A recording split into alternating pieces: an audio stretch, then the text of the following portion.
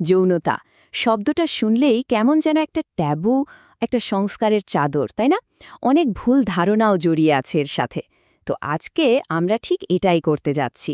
Doctor Bhabani প্রসাদ সাহুর লেখনীকে ভিত্তি করে চলুন এই বিষয়টাকে একদম বিজ্ঞানের চোখে দেখি আর চেষ্টা করি কুসংস্কারের জাল থেকে বেরিয়ে আসতে। তো আর দেরি না করে চলুন শুরু করা যাক।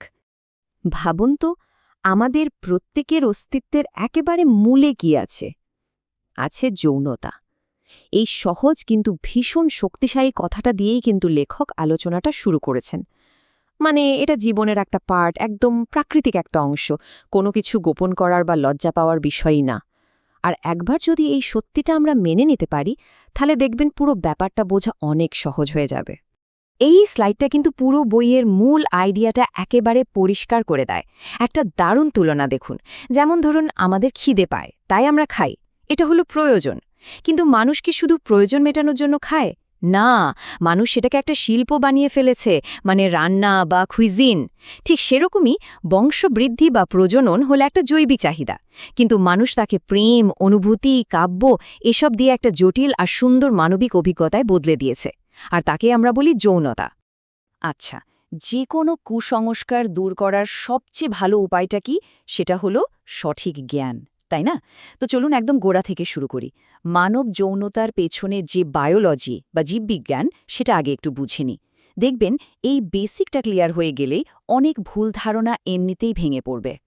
খুব কমন একটা প্রশ্ন, তাই না? সন্তানের লিঙ্গ কে ঠিক করে?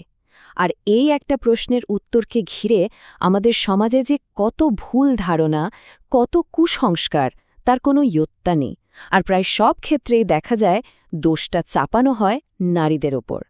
কিন্তু আসল সত্যিটা কি? বিজ্ঞান কি বলছে? বিজ্ঞানের উত্তরটা কিন্তু একদম সহজ আর সোজা সাপটা। দেখুন, নারীদের শরীরে থাকে দুটোই এক্স ক্রোমোজোম, মানে এক্স এক্স, আর পুরুষদের শরীরে সেখানে থাকে একটা এক্স আর একটা ওয়াই ক্রোমোজোম, অর্থাৎ এক্স ওয়াই। তাহলে পুরো ব্যাপারটা ঘটে কিভাবে? দেখুন, মায়ের ডিম্বাণু থেকে সবসময় একটাই ক্রোমোজোম আসে, আর সেটা হলো এক্স। এবার বাবার শুক্রাণু, সেখানে কিন্তু দুরকম অপশন আছে। কোনো শুক্রাণুতে থাকে এক্স, আবার কোনোটাতে থাকে ওয়াই।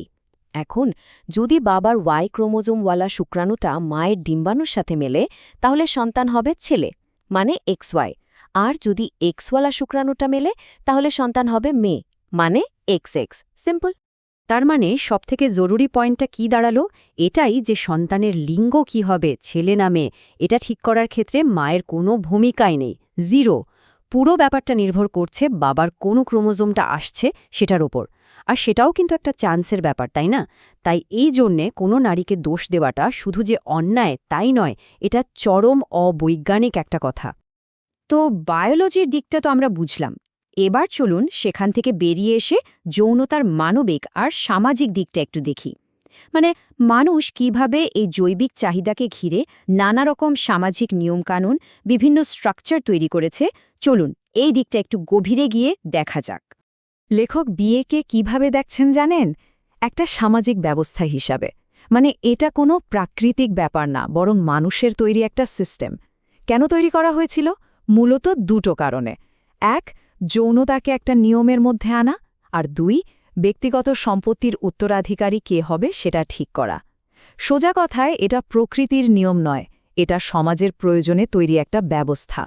কিন্তু প্রশ্নটা হলো, সমাজের বানানো এই নিয়ম, এই ব্যবস্থা, এটা কি সবসময় মানুষের জন্য ভালো? মানে এটা কি সবসময় মানুষের সুখের কারণ হয়, নাকি মাঝে মাঝে এটাই হয়ে দাঁড়ায় মানুষের আনন্দের পথে সবচেয়ে বড় বাধা? এই ব্যাপারে কবি শেলির একটা বিখ্যাত কোট বইটাতে আছে। উনি মনে করতেন মানুষের সুখের রাস্তায় বাধা দেওয়ার জন্য বিয়ের চেয়ে ভালো আর কোনো সিস্টেম বানানোই যেত না। ভাবা যায়? এটা অবশ্য একটা এক্সট্রিম ভিউ, কিন্তু এটা আমাদের ভাবতে বাধ্য করে যে এই যে বিয়ের প্রথা, এরও কিন্তু কিছু সীমাবদ্ধতা আছে। আচ্ছা, ভালোবাসা কি সবসময় কোনো আইনি বা সামাজিক নিয়মের গণ্ডিতে আটকে থাকে? থাকে না। লেখক এখানে পণ্ডিত রবি শঙ্করের জীবনের একটা ঘটনার কথা বলেছেন, এটা বোঝানোর জন্য যে ভালোবাসা কতটা জটিল হতে পারে। উনি একই সঙ্গে দুজনের প্রতি গভীর টান অনুভব করতেন। সমাজের চোখে হয়তো এটা ঠিক ছিল না। এখান থেকেই বোঝা যায় যে মনের অনুভূতি আর সমাজের নিয়ম, এই দুটো জিনিসের মধ্যে দ্বন্দ্বটা বোধহয় চিরকালের। ওকে, এবার আমরা আলোচনার একেবারে কোর পয়েন্টে ঢুকব। চলুন, যৌনতাকে ঘিরে আমাদের চারপাশে যেসব ক্ষতিকারক কুসংস্কারগুলো আছে সেগুলোকে এবার সরাসরি বিজ্ঞানের তথ্য দিয়ে ভেঙে ফেলা যাক। প্রথমেই আসি এই ধারণাটায়। আমাদের সমাজে এটা খুব গভীর আর ক্ষতিকারক একটা কুসংস্কার যে ঋতুস্রাবের সময় নারীরা অশুচি বা অপবিত্র, আর এই অজুহাতে তাদের অনেক সামাজিক আচার অনুষ্ঠান থেকে দূরে সরিয়ে রাখা হয়। কিন্তু আসল সত্যিটা কি? আসল সত্যিটা হলো এটা একটা 100% স্বাভাবিক এবং স্বাস্থ্যকর বায়োলজিক্যাল প্রসেস। বরং এটা একটা নারীর উর্বরতা আর প্রজনন ক্ষমতারই লক্ষণ। এর মধ্যে অশুচি বা অপবিত্রতার তো কোনো প্রশ্নই ওঠে না। এরপর আসি আরেকটা টপিকে, যেটা নিয়ে প্রচুর ভয়, লজ্জা আর একটা অপরাধ বোধ কাজ করে। সেটা হলো হস্তমৈথুন। এটাকে প্রায়ই একটা পাপ কাজ বা শারীরিক ক্ষতির কারণ হিসেবে দেখানো হয়। কিন্তু বিজ্ঞানের দিক থেকে দেখলে ব্যাপারটা কিন্তু একদমই অন্যরকম। লেখক বলছেন এটা একটা স্বাভাবিক প্রক্রিয়া। হ্যাঁ, অবশ্যই নিয়ন্ত্রিত মাত্রায়। এটা আসলে সেক্সুয়াল ডেভেলপমেন্টেরই একটা অংশ হতে পারে। তাই এটাকে ঘিরে অহেতুক ভয় বা গিল্ট ফিল করার কোনো কারণ নেই। তাহলে এত সব আলোচনার পর আমরা কোথায় এসে দাঁড়ালাম? দেখুন, লেখক আসলে যৌনতা নিয়ে একটা কুসংস্কারমুক্ত স্বাস্থ্যকর সমাজ তৈরির জন্য একটা নতুন দৃষ্টিভঙ্গির কথা বলছেন। এই স্লাইডটাতে সেই নতুন দৃষ্টিভঙ্গির মূল কথাগুলোই রয়েছে। প্রথমত, যৌনতা কোনো লজ্জার বিষয় না, এটা জীবনেরই একটা স্বাভাবিক অংশ। দ্বিতীয়ত, ভয় আর অজ্ঞতা কাটানোর একটাই রাস্তা, সেটা হলো বিজ্ঞানসম্মত জ্ঞান।